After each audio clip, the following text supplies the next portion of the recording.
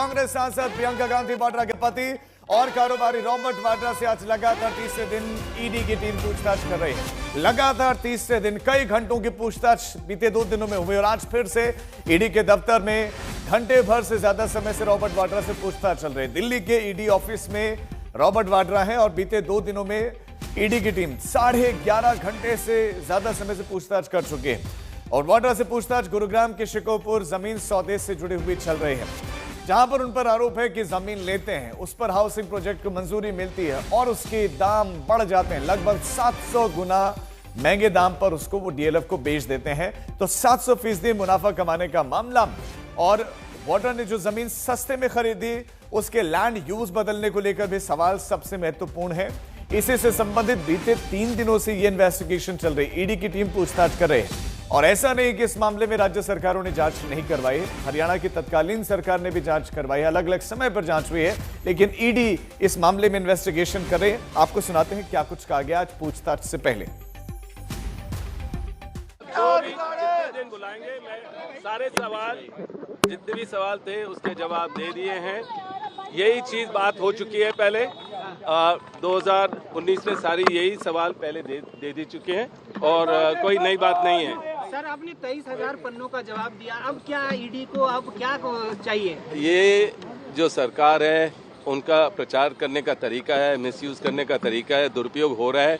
हम झेलने की क्षमता हमें है, हम झेलेंगे, कोई ऐसी बात नहीं है।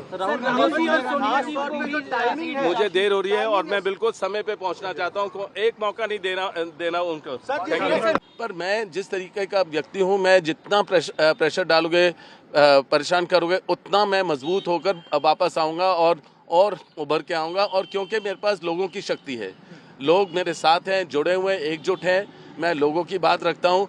जो भी अन्याय लोगों के साथ होता है इस पार्टी के द्वारा, मैं उनकी बात बुलंद करता हूं और अन्याय के खिलाफ हूं मैं, और मैं ज़रूर लड़ता रहूंगा, मेरे को कोई रोक नहीं पाएगा।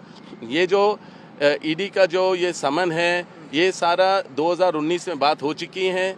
जो भी सवाल थे पहले दे चुका हूं, कोई बड़ी बात नहीं है, कोई नई बात नहीं है और मैं किसी चीज़ से अवॉइड नहीं कर रहा हूं, सारे सवाल के जवाब दे रहा हूं। तो मैं तो बिल्कुल हर चीज स्पष्ट हो गया है। इसी खबर पर हमारे संवाददाता राहुल गौतम ज्यादा जानकारी के साथ जुड़ गए। राहुल, सेंट्रल एजेंसी है और उसकी कन्विक्शन रेट पर पहले भी सवाल है कि खुद 1% कन्विक्शन रेट रखती है एनफोर्समेंट डायरेक्टोरेट और उनसे भी सवाल होते हैं, लेकिन यहां पर रॉबर्ट वाड्रा दावा कर रहे हैं कि वही सवाल है जो 2019 में पूछे गए, जवाब दे चुका हूं, फिर से उन्हीं सवालों के साथ बुलाया गया है। ईडी सोर्सेज से क्या जानकारी मिल रही है, किन सवालों का अब सामना कर रहे हैं वाड्रा? देखिए, जो ये पूरा मामला है ये 2008 का मामला है, जब एक ज़मीन खरीदी गई शिकोपुर के अंदर। तकरीबन 3.5 एकड़ का एक टुकड़ा था जिसको 7.5 करोड़ रुपए में खरीदा गया। उसी दिन यानी 24 घंटे के अंदर इसकी म्यूटेशंस रजिस्ट्री वगैरह कर दी गई। फिर 3 महीने के अंदर ज़मीन को डीएलएफ को बेच दिया गया 58 करोड़ रुपए में। दरअसल ईडी ये इन्वेस्टिगेट कर रही है कि जो पैसा इस्तेमाल किया गया था यानी 7.5 करोड़ रुपए और जो पैसा कमाया गया यानी 58 करोड़ रुपए, क्या उसमें किसी प्रकार से ब्लैक मनी का यूज हुआ था? क्या जो पैसा बनाया गया क्या उसको किसी प्रकार से लॉन्डर किया गया ताकि टैक्स से बचा जाए? इन चीजों को लेकर दरअसल ये पूरी की पूरी जांच चल रही है। ये तीसरा केस है रॉबर्ट वाड्रा के खिलाफ। इससे पहले 2 और केसेस चल रहे हैं एनफोर्समेंट डायरेक्टरेट के रॉबर्ट वाड्रा के खिलाफ। लेकिन रॉबर्ट वाड्रा और जो कांग्रेस के नेता हैं वो लगातार एक बात पूछ रहे हैं कि पिछले 18 सालों से राज्य की सरकार, जब राज्य में बीजेपी की सरकार आई थी, हरियाणा में खट्टर सरकार, उन्होंने भी इन्वेस्टिगेशन करवाई। जस्टिस झिंगरा कमीशन बना, उन्होंने भी इन्वेस्टिगेशन की। 3 सदस्यीय आईएएस कमेटी बनी, उन्होंने इन्वेस्टिगेशन की। ईडी पहले पूछताछ कर चुके। वाड्रा तो यही कह रहे हैं ना कि यही सवाल, क्या नया अब इन्वेस्टिगेट कर रही है ईडी?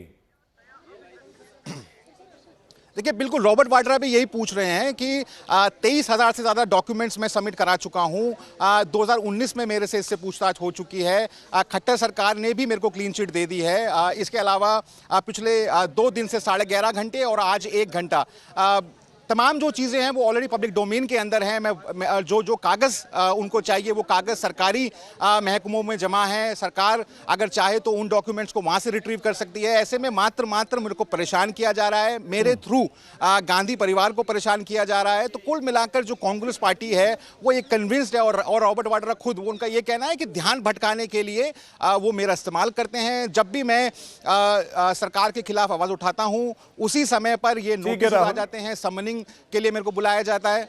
तो कुल मिलाकर जो बिल्कुल, रॉबर्ट इतने वाड्रा है, सालों और से देखिए मामला प्रियंका चल रहा है, कहीं ना कहीं कहां तक पहुंचा है, क्या इन्वेस्टिगेशन कहां तक पहुंची, थोड़ा बहुत तो मीडिया के सामने भी रखना ही चाहिए। बहुत शुक्रिया आपका इस तमाम जानकारी के लिए।